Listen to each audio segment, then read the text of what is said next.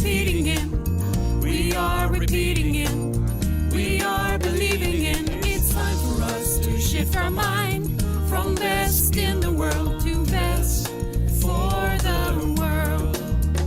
Make decisions intentional, to take decisions intentional, making decisions intentional. Make decisions intentional, to take decisions intentional, making decisions intentional. It creates a new world to mind a shift, intentionality, perceptuality, conceptuality. We are choosing to shift our mind to best for the world, best for our world. Make decisions intentional, to take decisions intentional, making decisions intentional. Make decisions intentional, to take decisions intentional, making decisions intentional. Welcome to FiDE, the broadcast where we explore life, and my name is Stellan Nordahl, and I'm here today in the FiDE broadcast. FiDE, which is short for Foundation for Intentional Decision, but also means trust in Latin. Today I'm here again with my friend and colleague Jens Rinnelt. Jens, say hello to the audience. Hello, audience, and thank you for this introduction, Stellan. Yeah, Jens, this is actually the 8th episode. Mm-hmm. Quite a journey so far. And exploring life, I would say, is very interesting, because that is what we do in the day-to-day life. That's actually true. Yeah. I mean, we spoke about when we set up this program of how can we find actually a word for how can we use our experience in describing life, and we realized there's not a good fitting word. I mean, we ended up with, okay, this is an experience-based journey based on our experiences. But I'm thinking of, like, there's why is there not a suitable word in the Western language that can express this, what I'm experiencing, and how is this creating my reality? Yeah, and this is extra relevant today, as we are focusing on the concept of wholeness. That's the theme for this episode. Mm-hmm. And thinking about wholeness is, can you even live without being whole? That's a good question. I think you cannot, but sometimes you're not aware of all the aspects or functions that make you whole, perhaps. So sometimes maybe you suppress, I don't know, emotions, for example, or specific thoughts. And can you do that then? I mean, of course you can do it, because that is actually happening in all of our lives all the time. But what I'm thinking of here is, what happens to us when we are suppressing that wholeness, when we are pushing down or ignoring or not. Yeah. I don't know how to put it. I mean, I guess there is some suffering on some level, because you're not really living your authenticity. You're not really true to who you really are on all levels. I mean, sometimes it results in, if you, for example, store up a lot of emotions in your body, it also affects the physical body, meaning that it results in actually diseases that affect the body. So built up on something when the body is not in. We can use the term balance for a while, even if I'm not fond of the terminology of balance, because it's already at that point puts stuff in opposition, and wholeness is not putting stuff in opposition. It's actually the opposite of it. But we can use the word for a while, because people are probably more aware of balance than other expressions. We maybe don't even have an expression for that. but again, when you're not in balance, this is probably what happens, that the body says to you more or less, hello, you're not in balance. Please help me out. Be aware of it.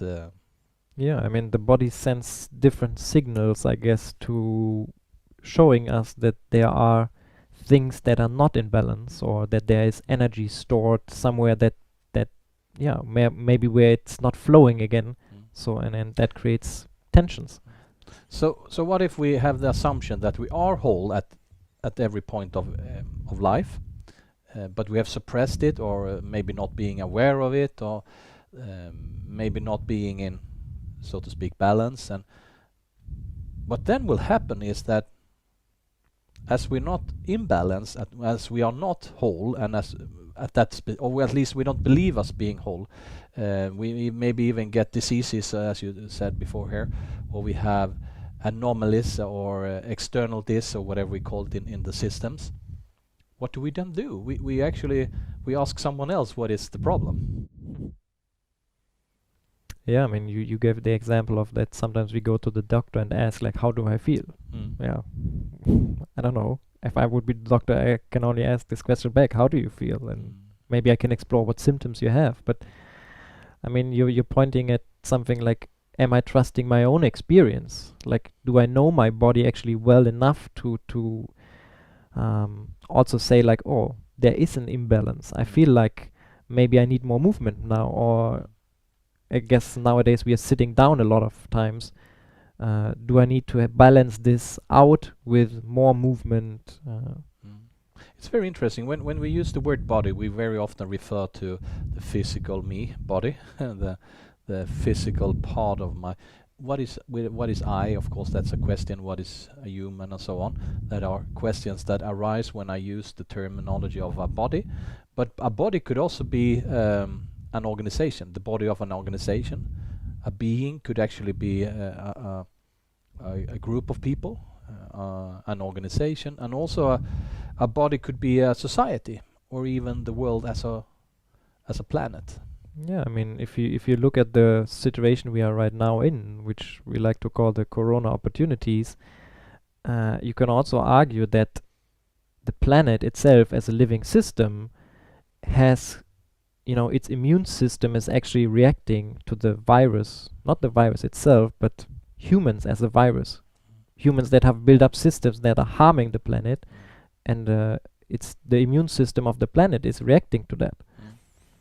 I believe this is very interesting what you're pointing out here, because then we have actually a system for knowing when we're not in balance again.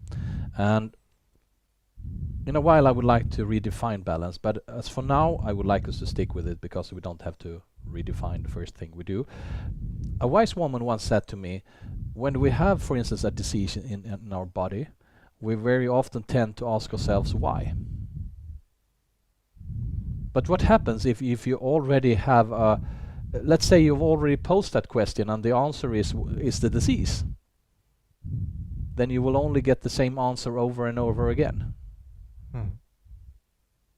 And I really love that phrasing of it. It actually meant that, for me at least, it meant that as I'm asking myself, or pose the question of why is this happening? It could be anything. It could not only limited to diseases. It could be any situation. Why is this always happening to me? Or why is this happening to me? Then I am actually asking for the same answer once more. So what would be then the solution? Yeah, what would then different question? then I guess, yeah, different question, of course, or maybe realize that I already got the answer, even if I don't understand it. And it's a little bit like Albert Einstein said, that you can't solve a problem from the same level of consciousness that created it. So you can't actually, by posing the same question over and over again, get another answer. It happened to me a couple of years ago, and I was outside the bank, the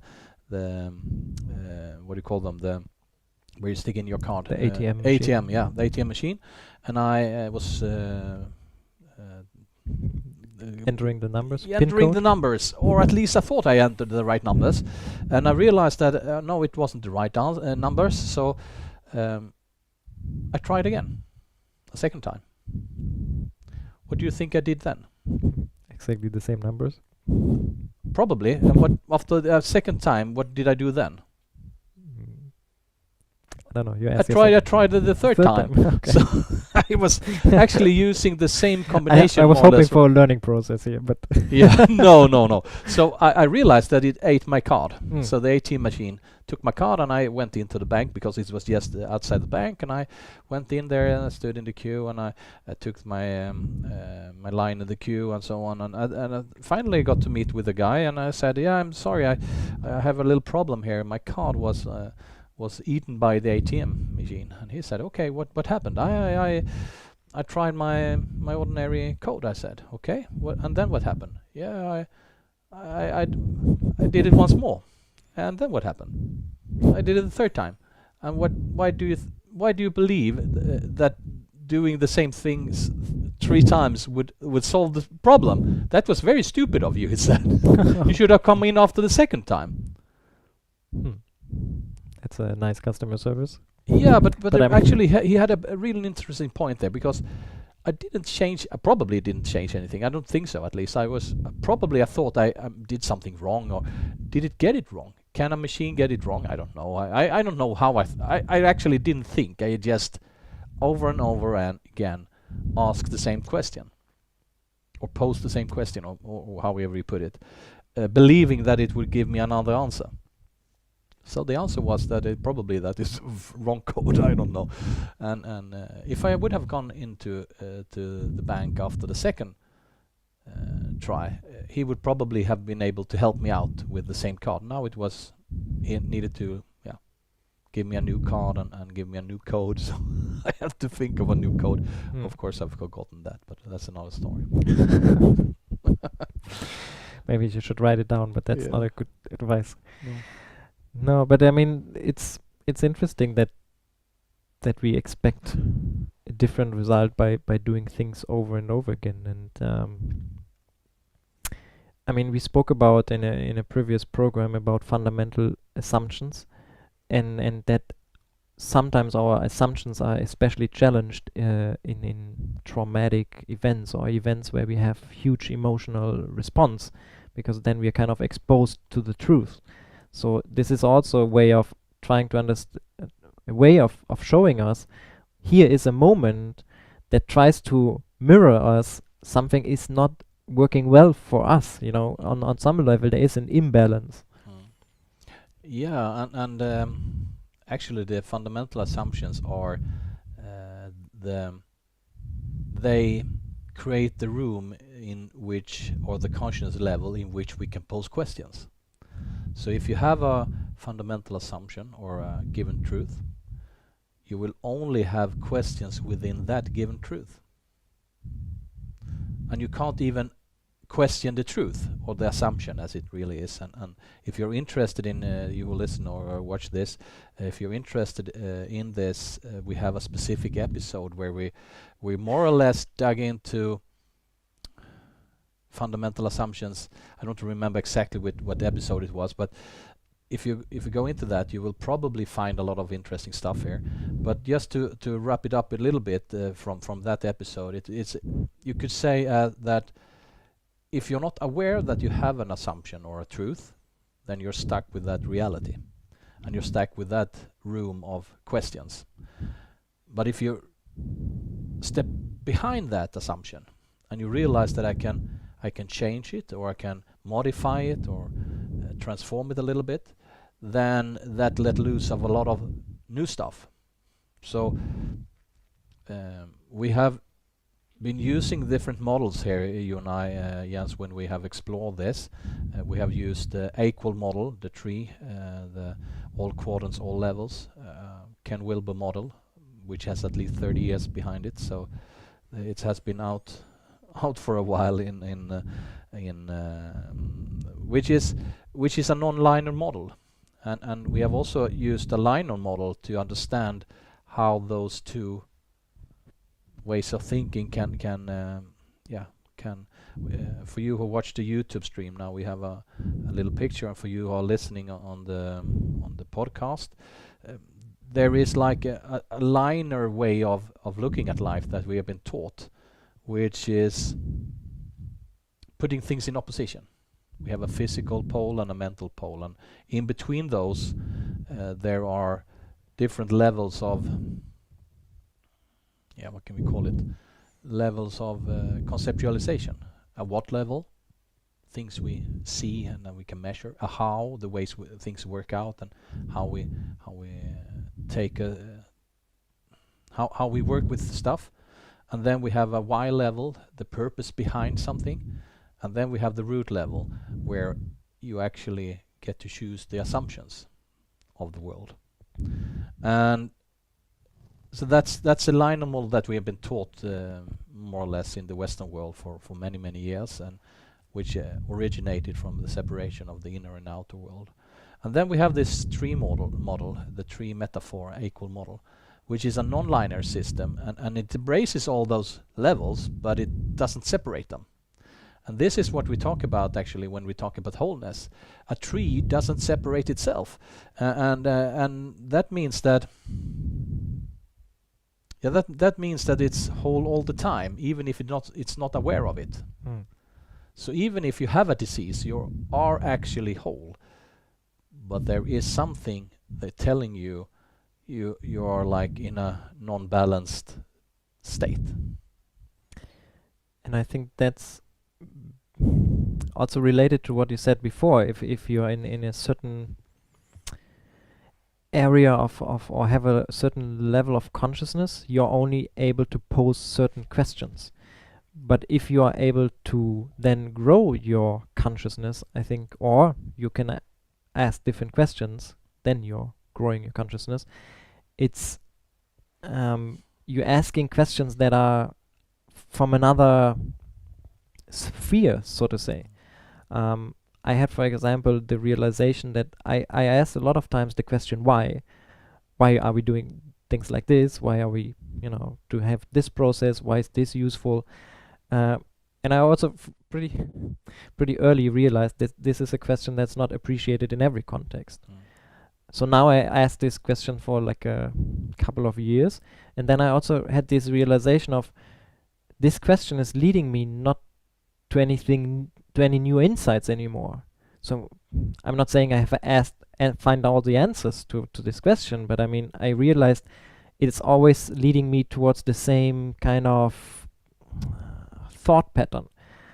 And then I started asking a different question, and thereby I realized like, oh, now it's leading me in a different direction, and it's maybe more interesting or more suitable for the context I'm in right now. Can you give an example of how you reframed the question, or?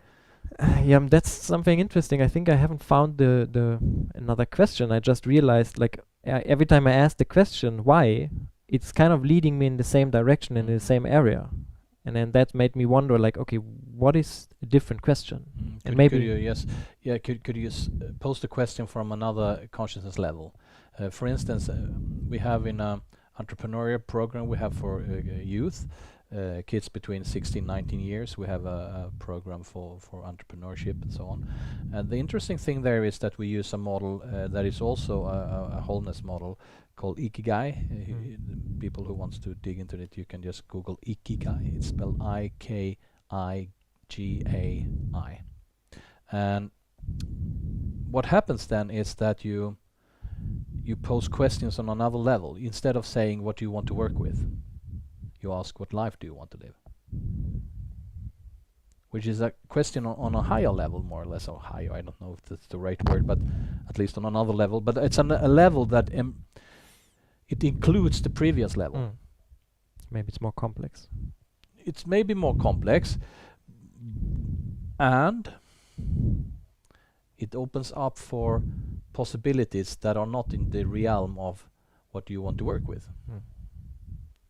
For instance, if we look at the situation right now, there are a lot of people who lose their jobs due to Corona, of different reasons. Maybe they were in an industry that are not longer able to sustain.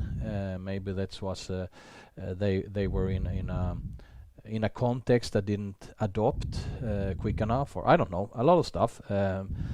Part of those were actually in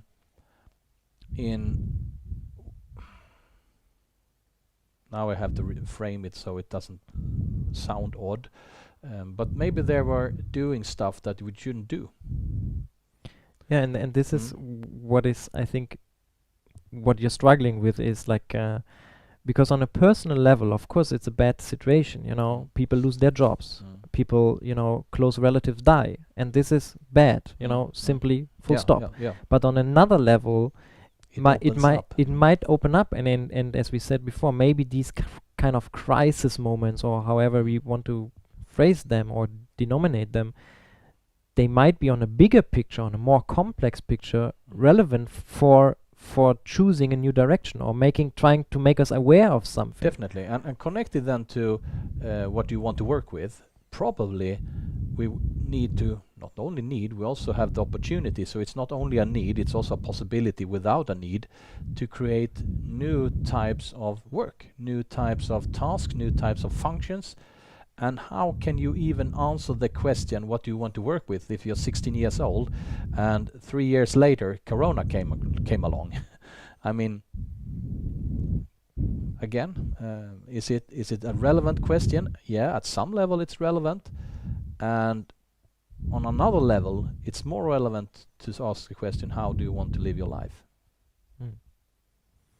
It's interesting because when I think back of these fundamental assumptions and using traumatic experiences, or you know, very emotional experiences to now I'm already saying it, question our assumptions.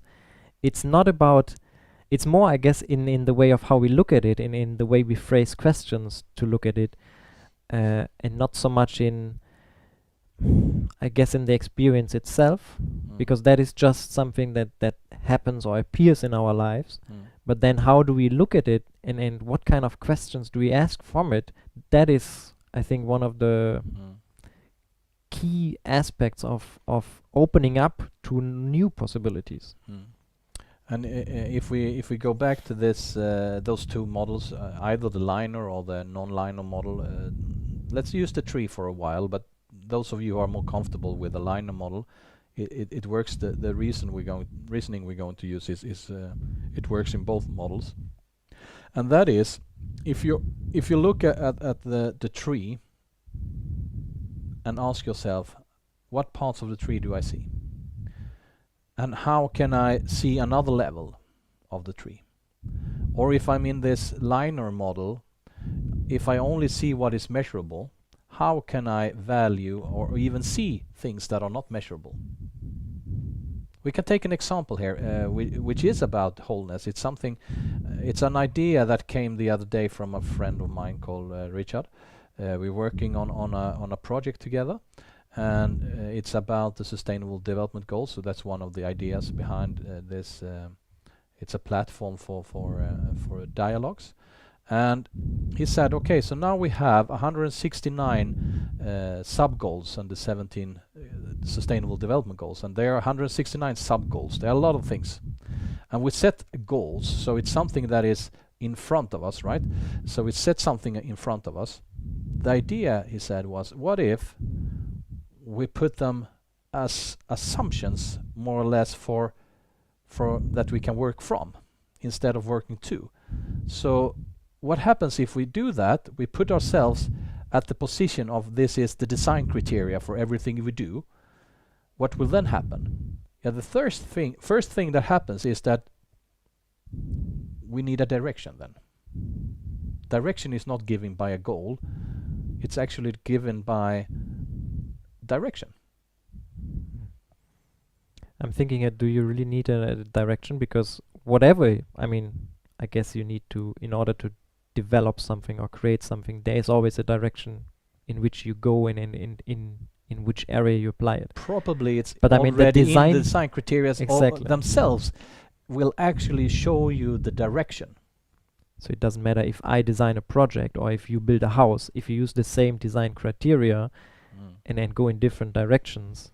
This is what I understand as direction. Yes. Then we are still using the same design criterias, and therefore the result is very highly likely to be based on the design criteria we chose. And to be able to do those kind of thought experiments, or whatever we call it, then you have to have at least more than that what is measurable on the table. So how do we see stuff that we don't see? And how can I explore something which I haven't got a previous experience of? And I will say the first thing is to anticipate that it's really there. To believe that there is something, then I can see it. Instead of the opposite, I have to see it to believe it. So by saying that the tree has a root system, even if I can't see it, it's beneath the earth, it's down in the soil, I don't see it, but I have some kind of a feeling that there is something going down into the earth. We can call it roots, a whole root system. I don't know how big it is. I don't know if there is any end to it. I don't know how it looks like up until maybe I've taken a tree up, I don't know. But up until that point, I have to trust my belief that there is something beneath the surface, in the soil or something. And when I do that, I actually open up for new possibilities. I like that. That you have to trust your belief also in order to see it. And I think most of the time we are actually raised in the other way around. It's like, if I don't see it, it's not there. No, and then it doesn't exist. No. Which is actually diminishing our experiences. I've been speaking to people who have had the biggest experiences of life, and afterwards they haven't told anyone. And they actually tell me, when they tell me about those experiences, they a lot of the people then add, but I've never told anyone of this. Which is very interesting, I believe. It's first of all, I believe that I got a lot of trust in the conversation and dialogue, and also what they tell me. They must have a lot of trust because they tell me it. But at the same time, it also says something about how we look at each other and how we look at those experiences that are not measurable. We can call them a lot of things. We can call them mental experiences. We can call them spiritual experiences. We can call them whatever we call them. It doesn't really matter. But whatever we call them, as long as we don't speak it, it's not it doesn't exist. Yeah, that's interesting, because I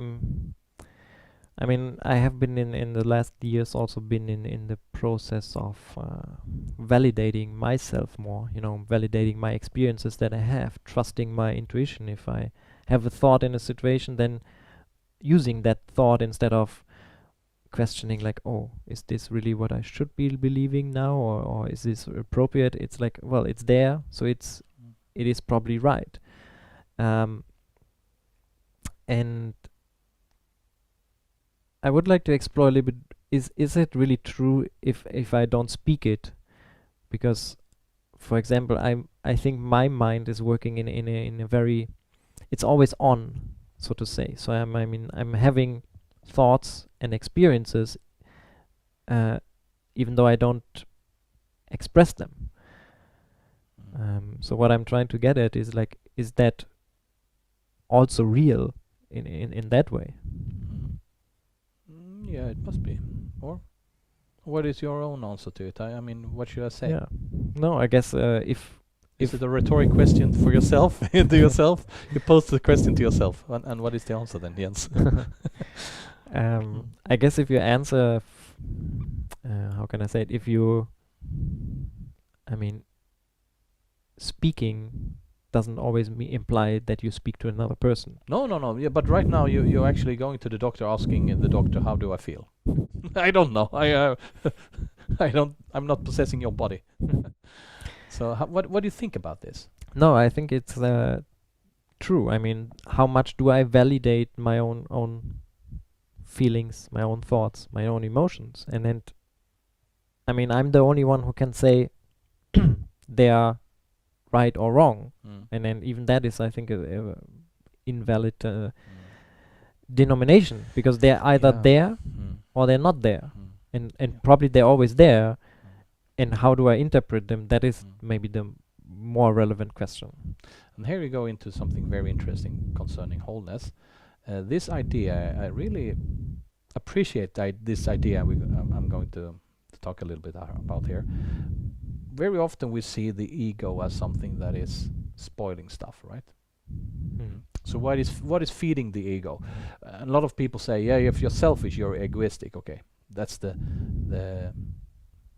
maybe dominant way of thinking of egoist and ego. But ego doesn't do it for itself. It does it for the context, or for some other person, or some other, maybe the lack of love from your father or from your mother, or maybe the something that happened to you when you were a kid, or even at work you have some kind of a, what will my colleagues think of this, or what will the boss say, or what will the neighbors say if I do whatever I do, and so on. And this is the idea. The idea here is that if you're not really, how should I say it, dependent on what other people think of you or say about you, aren't you then the most selfish you can ever be? And at the same time, when you're so selfish, so you only trust your own belief on your own experiences, kaboom, that is when you're whole. This is the idea. I really love it. It takes a moment to be processed here. Wow, that's a interesting thought, really, or like a thought experiment. And you understand what I'm looking here for? Because very often we say, okay, if you you should listen to what other people say and stuff like that. Of course, that is interesting. But if you're dependent on it, that is actually feeding the ego. But what we believe is egoism is when you're selfish. But the most selfish thing to do is to trust yourself. And when you do that, you're actually connected with the universe. You're whole or united with everything. So this is, if this works out, I don't know, I really love the idea, but if this really works out, there is a way forward. That is, when you're a whole, the organization you're in are whole, the society you're in will be more whole, and the planet will be more whole. So you're actually healing Mother Earth by healing yourself. I don't know what to say here. It's like you really surprised me with this. Okay, so it's a new thought. You have to embrace it for a while, of course, and at some level maybe it's true, on another level it's not. But I would say that there is something very, not only interesting, there's something crispy about the thought. Because this is actually what we have been taught from ancient religions and Eastern systems and stuff like that, that you have to work on yourself, and you have to do your own dark work, or you have to do whatever you have to do. And that embraces all those thoughts just by the little shift of thought of seeing selfishness as a way of wholeness.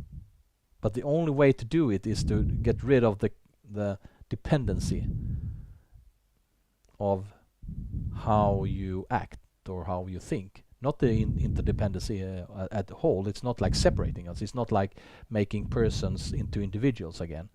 It's to keep the system complex and keep it whole, and at the same time do your stuff, your way. Having trust in yourself. I love that thought. I really do.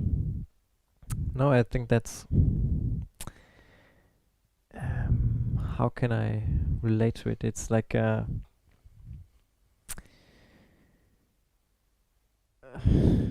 it's like you really blew my mind here, as you can tell. It's like I mean, even though I mean, I'm not new to these kind of concepts, you know, and even I said in the beginning, living your authenticity. But what does it really mean at the core, right? Like, That what was- does it mean to be yeah. whole? And can I? Living your authenticity is being selfish on yourself. Because I mean, I can't be anybody else. Everybody else is already taken. It's like, I love that one. That's a nice meme. yeah, and then so I mean, this is where I need to develop my own trust in me. I need to develop my own skills and strength, and I mean, we talked about conscious agents before as a concept of like everybody in the world, every person has the ability to choose for themselves, and that means I need to understand what is my reality, what is my, you know, interpretation of the world, and then how can I think for myself to find this, and then this is what makes me come alive, probably discovering this journey, finding out what are my gifts, and then bringing it into the world. I mean, I like the idea of an artist, for example, because the artist is probably not, I'm thinking of a painter, for example. Most of the time, the artist is not going to the audience and say, what are you paying me to paint?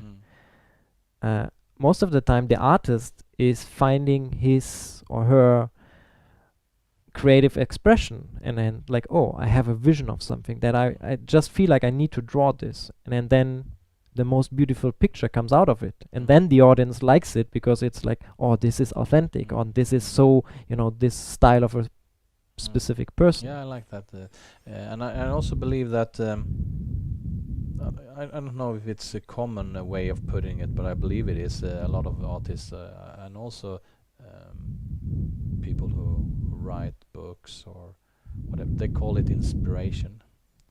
What that really means is inspira. To inspire is in spirit, and inspire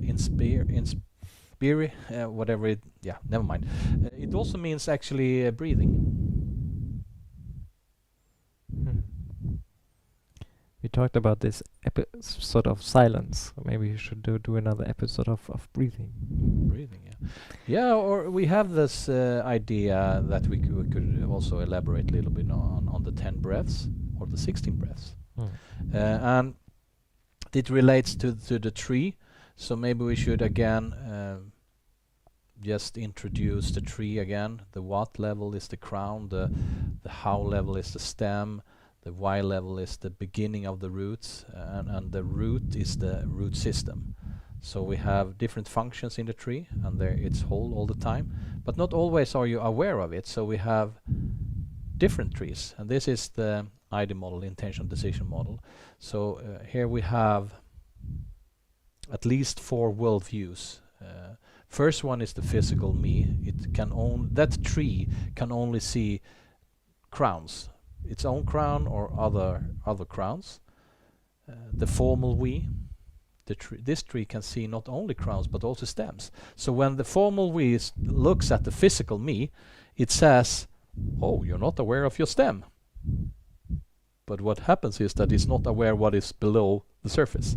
And then we come into creative together, which is the third tree or the third worldview, which embraces at least the beginning of the roots and says that there is something that is below the surface or below the earth that is relevant, but we're still stuck in the measuring, so we have to relate to it as something we do in the physical world. I mean, we say not only values, but how do you live your values? That is what we measure. So the cognitive part of it.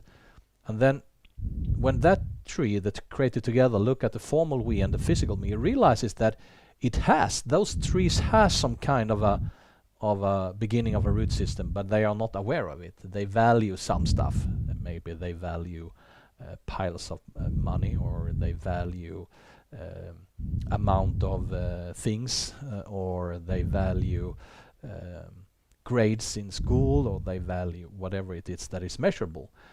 But Creative Together realizes also that you can value something else. And then we have the Conscious United, which is And we don't say that the tree is whole because we don't know how big the tree is, and we don't even know if the tree metaphor is the right metaphor. So, but at least at that level, you can also see that not only is there whats and hows and whys, not only are there crowns and stems and the beginning of the roots, there is also a big root system, and that root system is at least as big as what is above the surface. And that is if we use the word again, fundamental assumptions. Those are the assumptions we take for granted. And as that tree looks on itself, it can at least see that it can make another choice on that level, on the fundamental assumption level. And it also realizes when it looks at the other trees that they also have assumptions that they take for granted, but they are not aware of it. They see them as truths. So what we have here is actually every tree of those 4 trees have 4 functions: the crown, the stem, the beginning of the roots, and the root system. So all of those have 4 levels. We can call it breaths. That makes up 16 breaths, but only 10 of them are available at whole. So this idea is that how can we put more breathing into it, more inspire more, put in more. The breath is actually, when you breathe in, it also comes up when you breathe out. So breathing in, breathing out, it's actually making the system alive. So the breath is what puts life into the existence. So this is a short, and if you're more interested in the IDE model, you can go into the specific episode of that. But right now it's a little bit interesting because we have those 16 breaths, but only 10 of them are present. And the world, as we know it, the Western world, it's stuck, or it has been stuck up until the corona opportunities came along. It has been stuck between formal we and physical me. And now we have the opportunity to take, instead of 3 breaths out of 8, going to 7 breaths out of 8 maybe. How can we shift from best in the world to best for the world? That is what lies into this model actually. Hopefully it's understandable for you who listen, and also who you are following the YouTube live. And if you're interested in these ideas, then of course you can contact us, and we can provide the ideas to you. I mean, I can use a different language, but basically saying the same things. Maybe that makes it more relatable for more people. And I mean, we often talk about the body, the mind, the heart, and the soul. And I think we talked about also this before. It's like the spirit is something, or the soul level is something we don't really. How can I say it? With the diminishing, with the importance of the church in the Western society, I think we also lost a little bit the touch with our spiritual side, not religious side, spiritual side. Because what is spirit? You know, where do I feel this connection to something that is larger than myself? And I think it's super interesting that we always have these 4 levels of starting with the physical me, the body, the formal we, which is more mind related or uses cognition as the predominant function. Then we have the creative together, which is more about socially or emotional relating to other people. So it could be the heart level. And then you have the conscious united, which is, you can use another word as soul level. The spirit that is seen in everything. How do we, for example, look at the world and say, well, how do we take care of the spirit of the world? Do we first of all believe in this, that there is a spirit in the world? But also, how do we create systems and design criteria that protect it? I mean, we nowadays see a lot of and we're gaining more and more of this language, which is, for example, with the sustainability design criteria, the sustainability goals. It gives us a language to talk about how can we actually design businesses that are not creating externalities in their economic way of managing the organization, but not including externalities in the sense that they dump trash or produce a lot of trash, and then they dump that trash also into nature because nobody has to pay for it. And externalities as people hitting the wall, or I don't know the English expression actually, but when you work yourself into like get a burnout or depression because you do something that is not meaningful anymore. You don't see the purpose in that, and I think that's what a lot of people are experiencing right now. So what I'm trying to get is we can use different descriptions of these 4 levels, but I mean they have been there. They have been there, used in different wordings, and this is what I think we both talk about is when we are whole, we embrace all these at least four functions. Even though sometimes we are only focusing on the physical body and doing something with the physical body, but do we also nourish? I mean, we go, for example, to nourish our body, we go running, or we go to the gym, but also do we do something to nourish our mind? Do we do something to nourish our heart? Do we do a work that is purposeful? Do we do a work that is in the spirit? And also, I mean, something that we are actually trained with, and we have the ability at least, and hopefully also the capability, at least you can train yourself into it, and that is to relate. We have used the word empathy, and we use that as one of the main dimensions, or one of the dimensions in the IDE model. The thing here is that you can actually use that to personalize stuff. I mean, when we talk about humans, we very often talk about humanizing and making people more human by seeing them, by including them, or whatever we do, and that in a work situation would be embracing why do you do what you do, embracing the ability to take as much as yourself to work as possible, and so on. But then comes the next level of that, which would be, what if we use this for describing? And this has been done in many previous systems that have been up to thought models or thought systems that have been previous to the Western world, and that is, for instance, indigenous people who put a soul into Mother Earth or into a tree, or instead of just cutting down the tree, you ask a tree, is it okay if I cut you down? And you also have to relate to the answer you will be given. I remember visiting Iceland first time.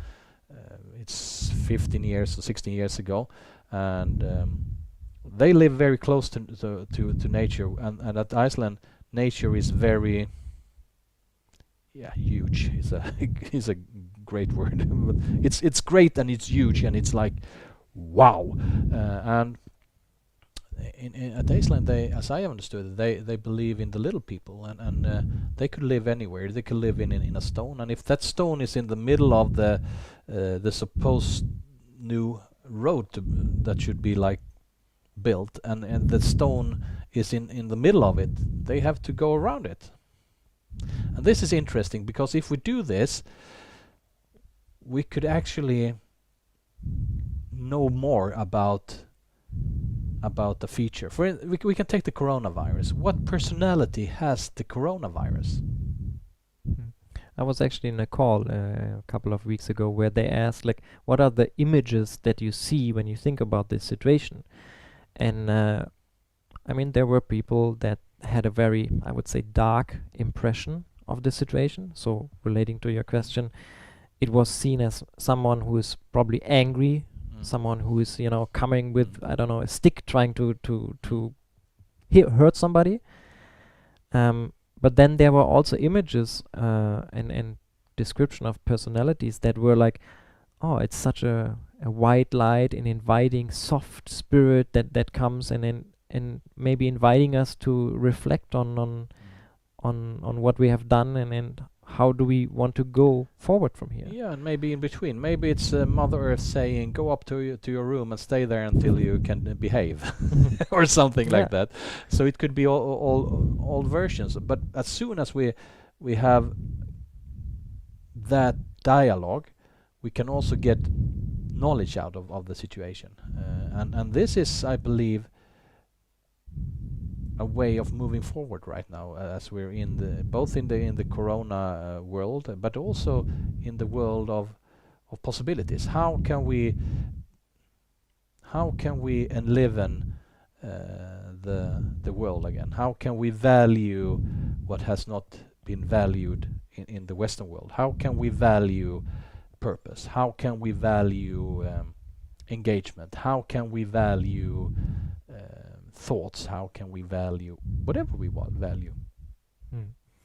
And I mean, we are a little bit, how can I say it, limited by the format that we are part of right now. I mean, it's a podcast. We use mainly language and we use mostly our cognition and thought models to explain what we are seeing. And not able to explain, actually, maybe. Yeah, but this is actually what I'm trying to say. Is like we are limited actually by trying to explain wholeness from a more or less rational point of view. Yeah, that's stupid. Yeah, how can we what have you thought about it? Go out and live your life. So no, but I mean, this is actually there was a, I don't know if that exists in Sweden or in every other country. There was a German TV show that always in the end it was kind of related to nature, and at the end the host always said, "Now turn off the TV, turn off the medium, whatever you're watching it on, and go out, experience life, test things out for yourself." And I think that's actually, yeah, I love that. It's not the problem is not watching TV or doing meditation or going to the gym, but when you have done that, go out in the world. Yeah, experience for yourself. Take the knowledge with you. For instance, when we have the linear models and we put things in opposition, for instance, again, then the rational and the spiritual or whatever it is, how can you then even take it with you into the physical world? You can't. I mean, you can have a fantastic experience with the yoga or whatever you do, and you can't take it into the ordinary day-to-day life. You can't bring it because you have separated it. So here we have ideas, at least, on how to do this, but we have to do it.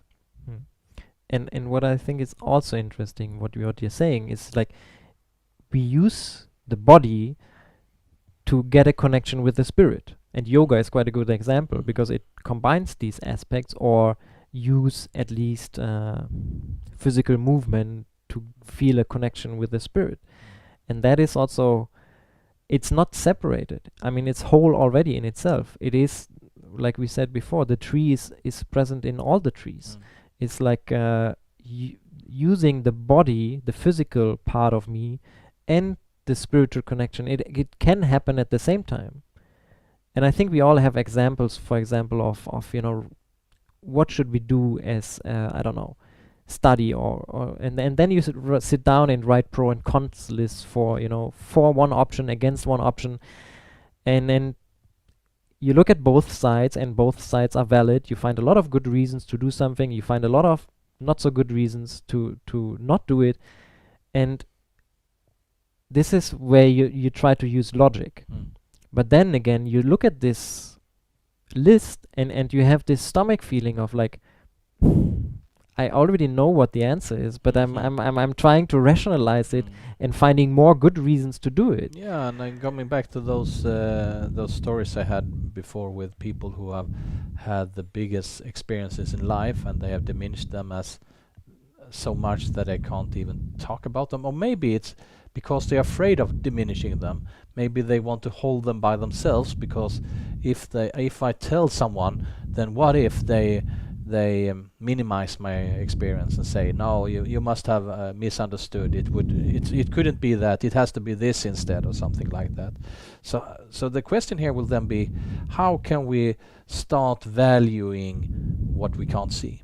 And I have one example I really love, because I think it's so, not maybe beautiful, but maybe it is. I will see what you think about this one. For instance, we can, or at least it seems that we can do whatever we like to the Mother Earth. We can pollute her, we can take down all the trees, and we can, whatever we have, we can really destroy stuff, right? I mean, we have all the technology to do it. Yes, and we do it, okay? So, so this is actually within the system that is already present, within the legal frames.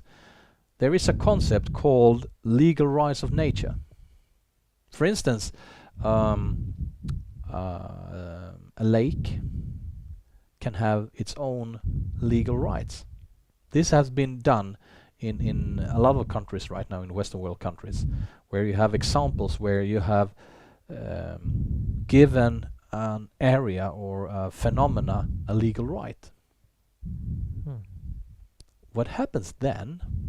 Because a legal right could be relevant because of people maybe are need to have water from this lake or whatever it is, but by doing this, you live in it. You put spirit into it. Yeah, and it's not, I mean, from my perspective, it's not about the legal act in itself, but it is because, or maybe as the effect of that, I'm not sure here, but I mean, the main reasoning behind it is that you make this entity an entity, and thereby, I mean, you make the lake a legal entity, so you make something physical, something metaphysical, and then you say, well, now it has something which we can't destroy. Yeah. So you give back the soul to the lake. Yeah, in some sense you can say it like this. Yes, that's what's happening, and I really love that, and it's an interesting aberration of the system that we have built. So there are still like holes in it where you can get those instead of taking the round balls into the round pegs into the square holes, you can actually see that, oh, you fitted here, and I love those interesting ideas on how to get back to what it was. And when you think of it, it's so not only relevant, it's the most relevant thing to do, actually. To ask yourself, what would the lake say about this? And because you were almost about to say we're going back to this, and then in some way we are, because these things is what you gave the example already. Indigenous people have been doing, I mean, their whole life, and then that is our past history. So in some way we have been doing this as humanity already. Nowadays, that's what I meant, is like we have all the tools and then all the knowledge to, you know, master the planet or master nature, and then that's not the right question. Is it relevant to do it? Yeah, is it like Just ethical maybe to do it? Yeah, ethical could be one way to do it, and just to talk about it, because just because you can do it, exactly, should you do it? I mean, there are a lot of things I can do that I shouldn't do, and a lot of things that I believe is, or it's not legal, of course, but it's also not ethical, and not only ethical. It's not. I would say just because I can do it doesn't say I should do it, at any level. It's not equal. That's not equal to each other. That's a huge step between them, and that step could be called ethical framework or ethical aspects, and also legal. I mean, the legal framework is given by some kind of an ethical framework. Otherwise, we wouldn't need the legal aspect of it. So there is already, at some point, an idea on what is we call it reasonable to do or not. And then at another level, we have lost the spirit to the rational. Yeah, I think that's Yeah. And that's exactly it. And how can we then bring a renaissance into the not that what can't be measured? Because I believe this is actually what we are standing in right now. A big choice. Should we? I mean, people are talking going back to normal. What if normal wasn't at all the good norm? No. I mean, not many years ago in Sweden, I think it was like 40 years ago, we beat the children as a part of yeah. It's just how it was. Yeah, it was. And then at some point we realized, okay, is that a good method? Whoops, no, it wasn't. And then we stopped doing it. And today I would say most people thinking about that in this country, I would say, realize that, yeah, that's not a good way of doing it, and it's actually not legal. So, I'm not valuing that in terms of putting other countries into opposition here. What I'm talking about, this is an example of how a norm can be rechanged. First you have to be norm critical, then you can be norm creative, and then you can build a new norm. And what happens right now is that time between an old norm, a previous norm, and a new norm, something we choose, whoops, it's the time could be like almost zero. It could be instantly. The digitalization right now is more or less happening instantly.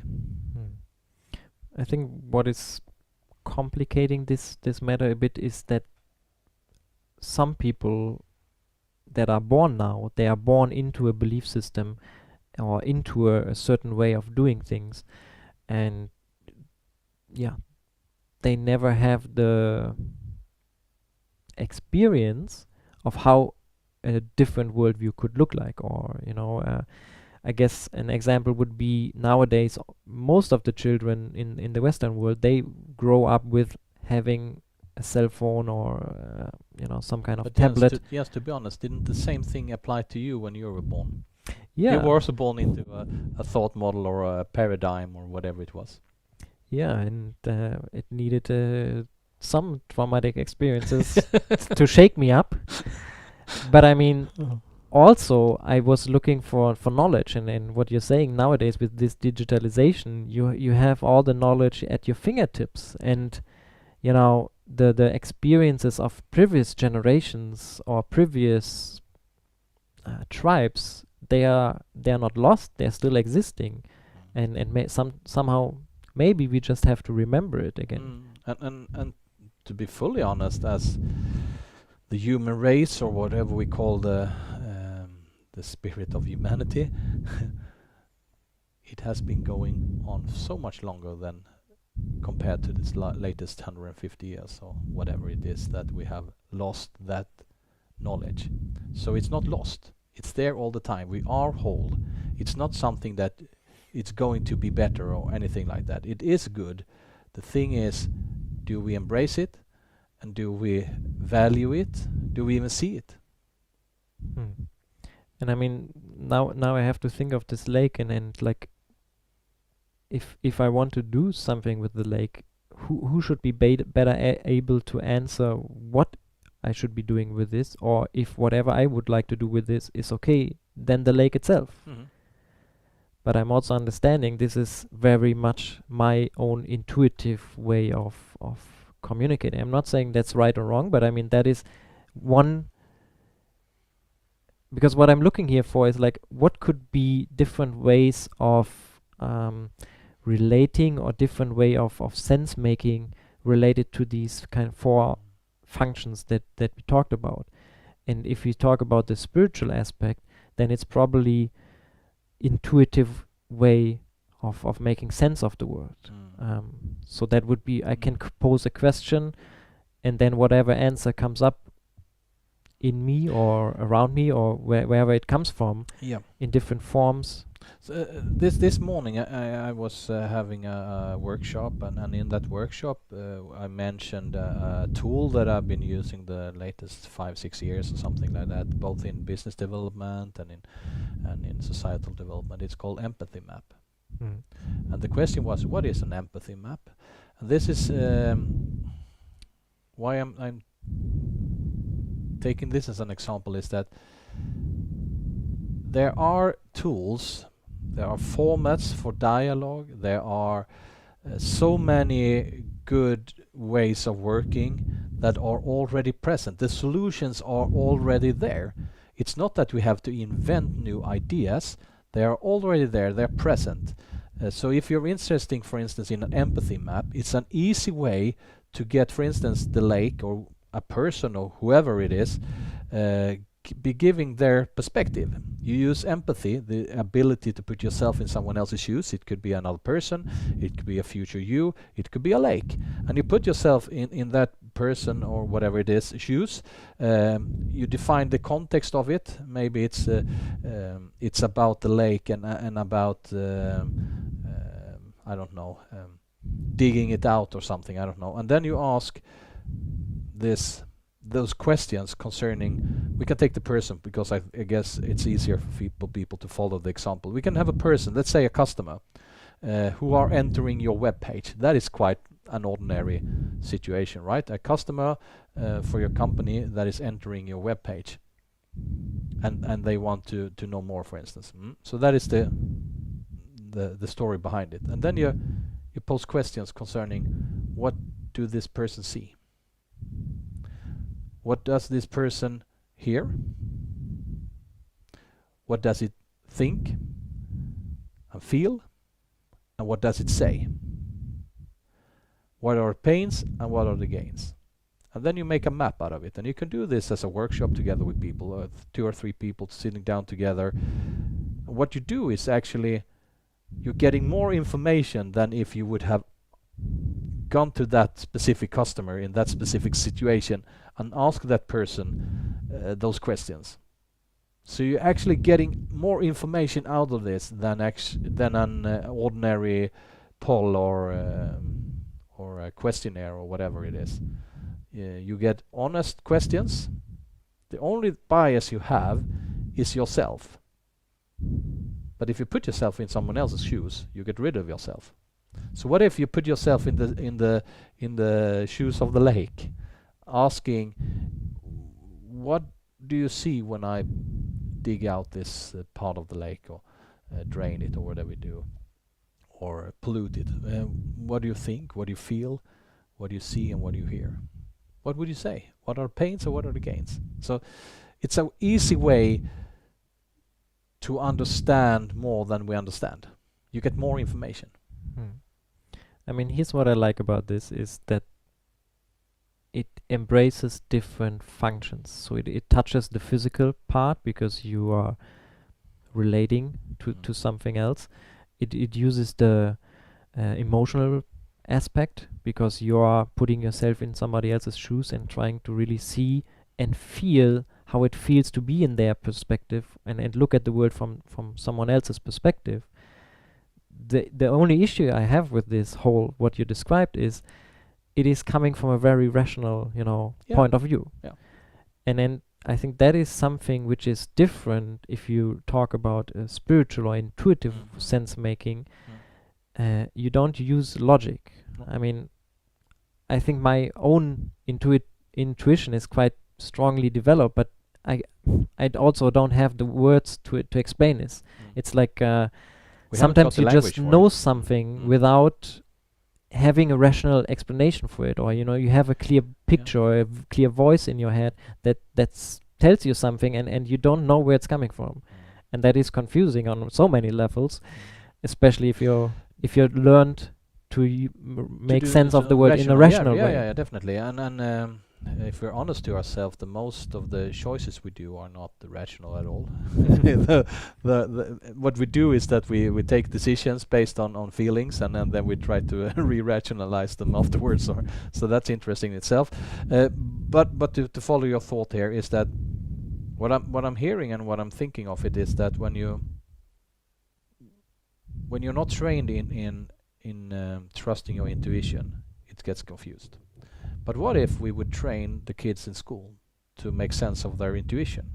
I would say we would be great in using the intuition. And you can do exercises. I mean, we can start with the first step instead of talking about intuition. We can call it mental training. That's an expression that I've been up at least for 30 years. What if I actually train myself in how I think? And we're still at the rational part here, right? But it's not measurable, right? I mean, we also have to train our mental capacity. Mental capacity, and within mental training, we know stuff that we know that if you train on something, just by I very often do this. It's an exercise. You can do it at home now, if you like. You can stand up. You can do it on you. It's okay. Is it okay if you go out on the floor here and I would make a little exercise with you? Is that okay? Okay. Yeah, so you can. I will use this camera then, and on the iPad here, and see if I can film you when you're standing there. So if you go standing on the red mat over there, and I will. And those who don't see what is happening now is that what I'm asking Jens to do is to stand.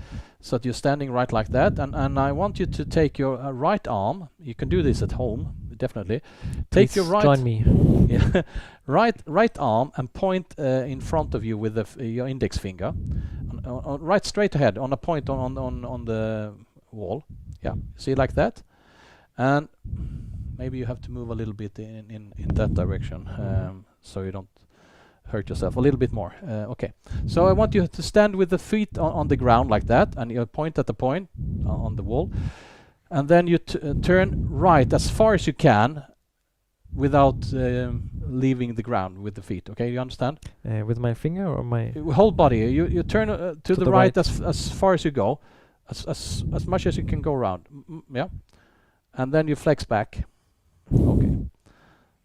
Okay, so what I want you to do now is to take down your arm, and I want you to close your eyes. So you can close your eyes at home now, and I want you to see within your mind how you now point at that point with your index finger. You just do this in your mind, okay? And when you stand there, you're seeing yourself turning right. But this time when you turn right, you get a little bit longer than the previous position you had before you flex back. And then you can take a deep breath and relax in your shoulders and arms. And yeah, that's great, that's great. So take a deep breath, and still with the eyes shut, you imagine and see yourself pointing at this point again. And when you now turn right, you move a lot more. You almost come a whole round around. You almost have a 360 degree before you flex back, and then you flex back, and you can take a deep breath and just relax in your arms. And it feels so good to be able to really stretch out. And a third time, I want you to, with your closed eyes, again see your finger, index finger, pointing at this spot, and then you turn right so far that you're almost a whole round around, almost before you flex back. Okay, so the round 2 was the mental pointing. Yeah. And now again I do. No. You're still following my instructions. Okay. So take a deep breath, and then you can open your eyes now. And I want you to point at again with your finger right on front. And this time when you go as far as you can, turning your body to right. As far as you ever can before you're flexing back. Okay, you can flex back. So what happened now? Did you come further, or did you come? I came further, yeah. Okay, so please come back and we can sit down here. So when you try this at home, probably you will come a little bit further. Some people probably also come shorter, I don't know. But most people, I would say, come further. How much further did you come? I don't know, 10 centimeters. Whatever 10 centimeters. Yeah. Okay, But, in percentage or degrees or whatever it is? A couple of percent. A couple of percent. Do you know that when you study stuff like this, I mean, you didn't really exercise yourself physically in between, you did it mentally. The shift from the first and the second round is in average 15 to 20%. No matter what you do, actually. So this is an example of when you do it with your arm, turning that, going, turning your around pointing at the point at the wall. But this could be in any situation, in your work life, in your private life, in any situation under any circumstance. For instance, having a speech. You're going to have a speech, let's say. Let's say you have a TEDx coming up. 18 minutes preparing. Okay. You can of course do the planning, but when you have done that, the mentor training, how long does it take to have a 18-minute speech when you do it mentally? Not 18 minutes, I would assume. I don't know, maybe first time you do, if you're not used to do mentor training, probably the first time you do it, it would maybe take, I don't know.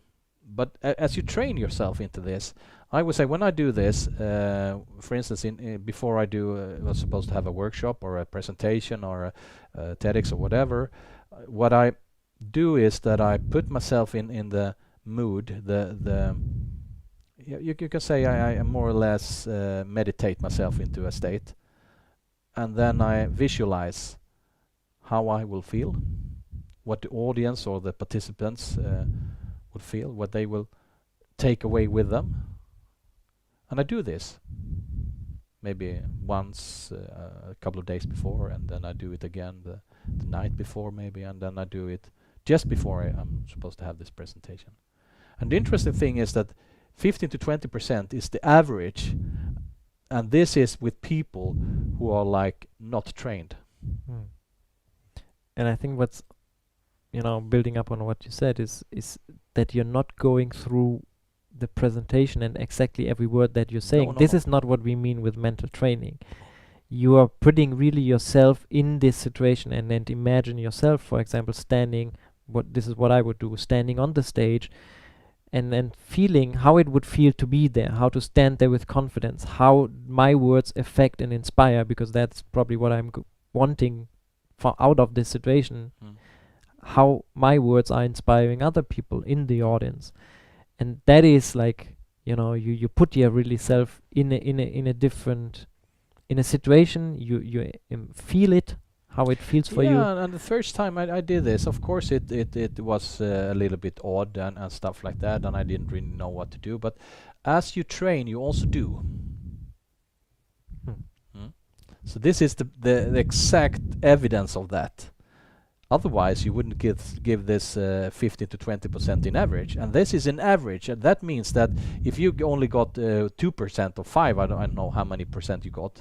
I mean, maybe for me it's 95 or 150 or 2002 or something. I don't know. I mean, if you do this with non-trained people for a setup, you get a difference between 15 and 20% in performance, in effect, no matter what you do, more or less. And this is well known within some areas, for instance, the elite of, what do you call it? Now it's idrott. The sports, yeah, sorry. In sports. Athletes in sports. But that's not true, because even if they know about it, there are a lot of people who are not able to do it, because we start something maybe when you're almost adult. You have a situation that is pressing on you, stressful, and you should at that point learn how to deal with mental visualization processes and stuff like that. Wouldn't it be better to do it in school? I mean, what we train on, we will be good at. And this, what I mean is, this is an example. Now it's called mentor training. But what if we would do the same thing with intuition? What if we would in school learn to trust intuition? What would happen?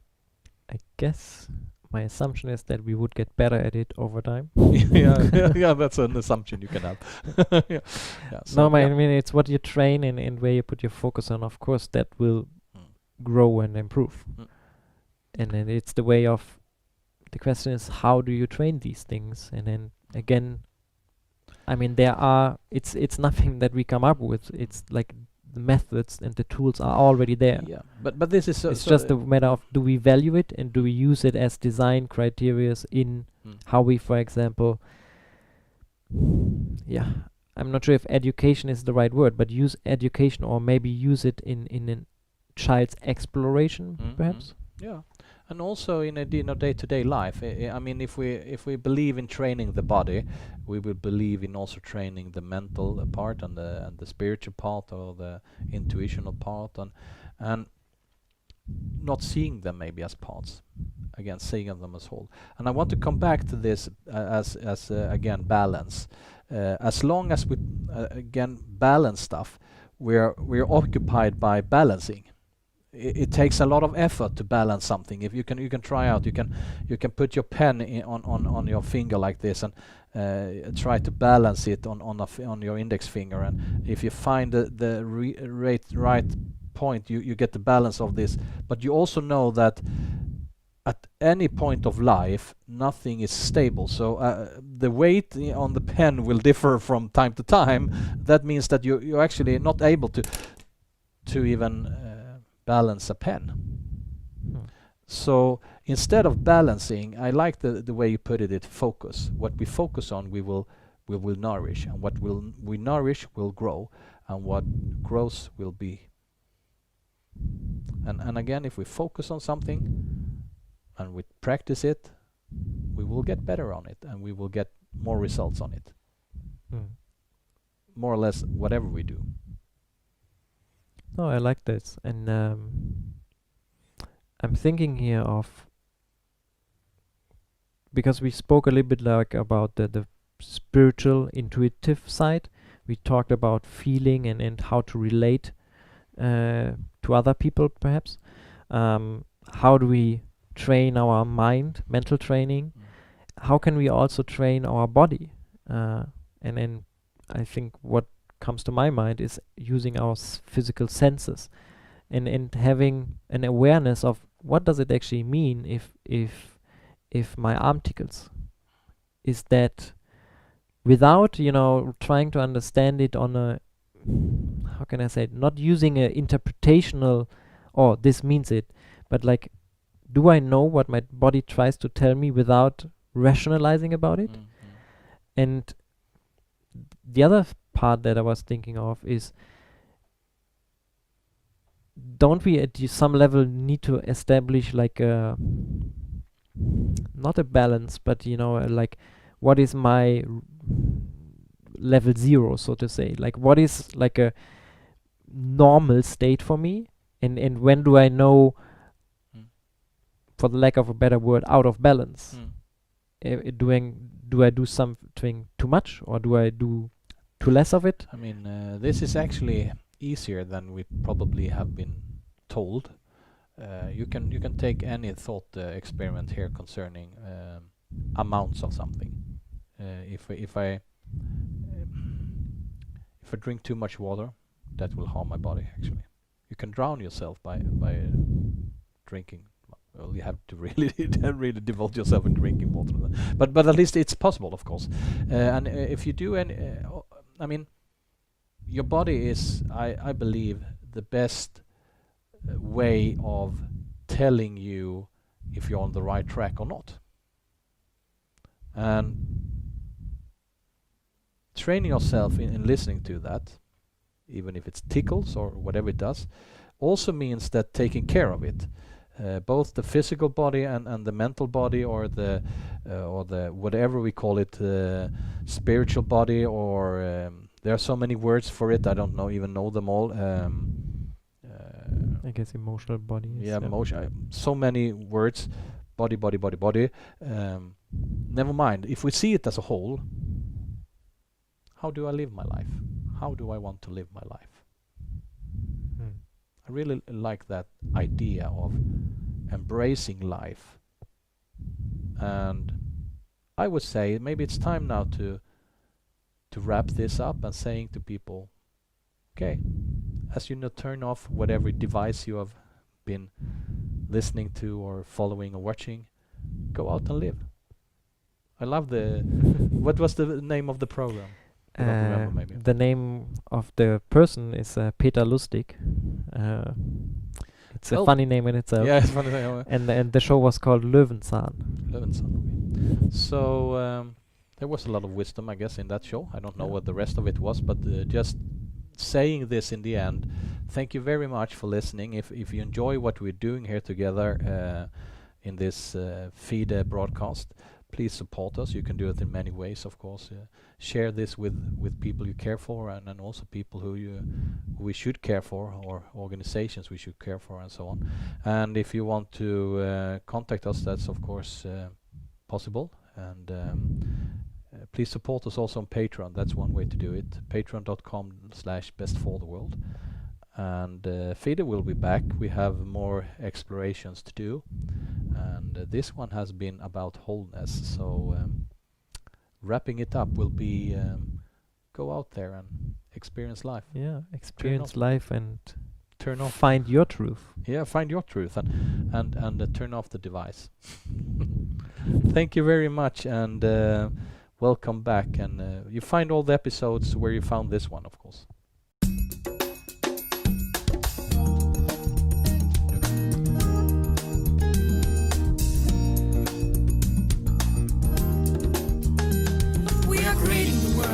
Living in, we are competing in, we are repeating in, we are believing in. It's time for us to shift our mind from best in the world to best for the world.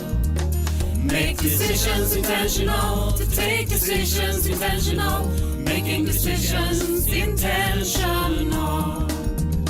Make decisions intentional, to take decisions intentional, making decisions intentional. It creates a new world to mind a shift, intentionality, perceptuality, conceptuality. We are choosing to shift our mind to best for the world, best for our world. Make decisions intentional, to take decisions intentional, making decisions intentional. Make decisions intentional, to take decisions intentional, making decisions intentional.